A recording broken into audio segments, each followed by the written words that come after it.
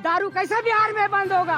खुद स्टाफ जो है वो खराबदारी करता है, बेचता है, दारू पकड़ता है, गरीब को उठा कर ले आता है, जिसको खाने के लिए नहीं है उसको जेल भेजा जाता है। हमारे माफिया से 10 लाख 5 लाख रुपया ले करके और उसको तो जय हिंद दोस्तों, आप लोगों को पता ही होगा कि हमारे बिहार में दारू बंद है।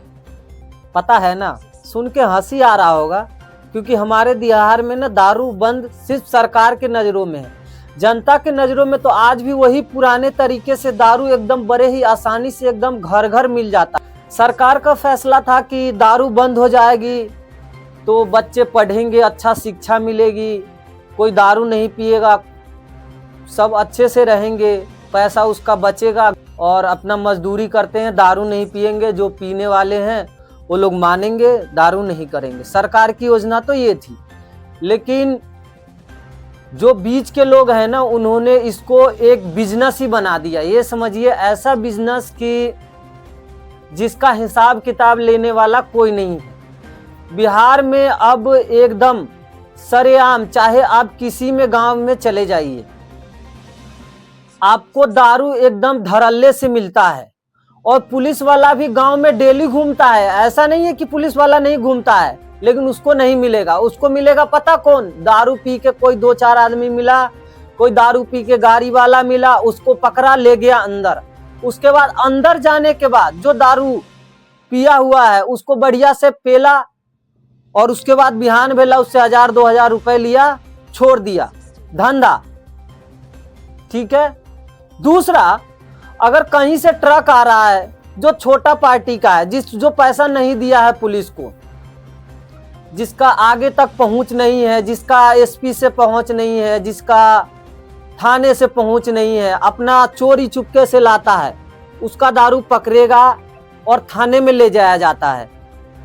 और थाने में ले जाके क्या किया जाता है, ये उन्हीं के गिरोह ने ये क्या बताया। अपने स्टाफ से जो है चोरी करके रात में बेचवाता है।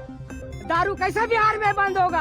खुद स्टाफ जो है वो खराबदारी करता है, बेचता है, दारू पकड़ता है, गरीब को उठा कर ले आता है, जिसको खाने के लिए नहीं है उसको जेल भेजा जाता है। हमारे माफिया से 10 लाख 5 लाख रुपया ले करके और उसको सीधे सेलिंग होता है। कोई आवाज ही नहीं उठाना चाहता है। क्यों उठाएगा भाई? वो पी रहा है, अपना पी रहा है।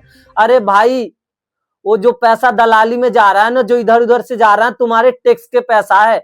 तुम में ही दाल पे टैक्स, इस पे टैक्स, उस पे टैक्स, नमक पे टैक्स, फलाना पे टैक्स, ढिमकाना पे टैक्स, सब चीज पे टैक्स भाई, टैक्स लगा हुआ भाई एकदम। एक एक चीज, जो तुम ये कपड़ा पहने हो ना, इस पे भी सरकार कुछ ना कुछ रुपए लेती है। इसी से पूरा सिस्टम चलता है। तो आवाज उठाना एकदम हर एक बिहारी का फर्ज है कि जब हमारा सिस्टम, अगर हमें सिस्टम से यही पूछना है, अगर दारू ये बंद हुई है तो अगर आप इसको, दारू को अगर बढ़िया से नहीं बंद करवा सकते तो आप काहे के लिए इतना ढकोसला रखे, काहे के लिए इतना काम धाम फैला रखे हैं कि हमने दारू बंद कर दिया, इससे दारू वाकई में बेचा जाता है। दारू तो रास्ते में बिक जाता है। रास्ते में यहाँ से बेचता है, थाना पर से बेचता है, वो अपने स्टाफ से बेचवाता है दारू। जब हम और 10 कार्टून 20 कार्टून दारू पकड़ाता है तो यहाँ रखता है, लोग अपने स्टाफ से जो है चोरी करके रात में बेचवाता है। दारू कैसे बिहार में बंद होगा? खुद स्टाफ जो है वो खराबदारी करता है, दारू छापता है और बेचता है। ये पुलिस में का ही है, हम इनको जानते नहीं है। हमारे जिला से कुछ दूर पड़ता है, 40-50 किलोमीटर, उधर के ही आसपास के हैं। तो ये वीडियो है मुजफ्फरपुर जिला का। इनका कहना है कि दारू जो भी पकड़ा जाता है, हमारे सीनियर लोग उसको लाते हैं थाना में और फिर से माफिया से डील करके उसको फिर से बेच देते हैं। तो भाई उसको पकड़ा तो उसको बेच क्यों दिया भाई? उसको सरकार को हवाले करो, आपकी नौकरी है। लेकिन आप ऐसा नहीं किए। अब हो सकता है ये झूठ भी बोल रहे हो, लेकिन चलिए मैं माना ये झूठ बोल रहा है, मैं झूठ बोल रहा हूं, आप सच बोल दो। क्या ये बाबा झूठ बोल रहा है?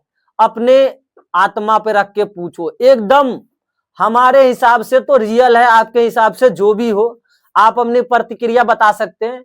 लेकिन ये सिस्टम को ना सुधरने में ना भाई, आप लोग क्या कहोगे कि ये सिस्टम कभी नहीं सुधरेगा, लेकिन भाई मैं इस बात को एकदम झूठा साबित कर सकता हूं कि सिस्टम सुधारना ना सरकार और आप और हम दोनों के ही हाथ में है। अगर सिस्टम सुधारना चाहे ना, सरकार अपना काम करे ईमानदारी से और आप अपना अगर ईमानदारी से करने लगे ना, तो सिस्टम सुधरेगा।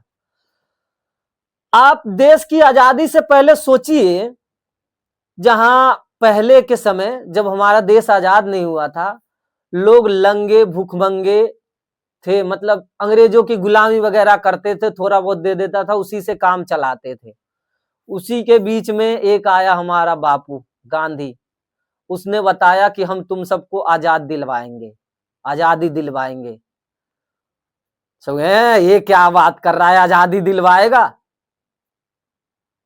लेकिन धीरे धीरे एक तिनका उन्होंने धीरे धीरे बहुत से तिनकों के जगाया, और आज जाके आपको पता ही है कि हमारा देश आजाद हो चुका है, हम आजादी में हैं। फिर भी अभी भी हम लोग समझिए इन नेताओं के, इन अफसरों के चंगुल में एकदम फंसे हुए हैं। जय हिंद।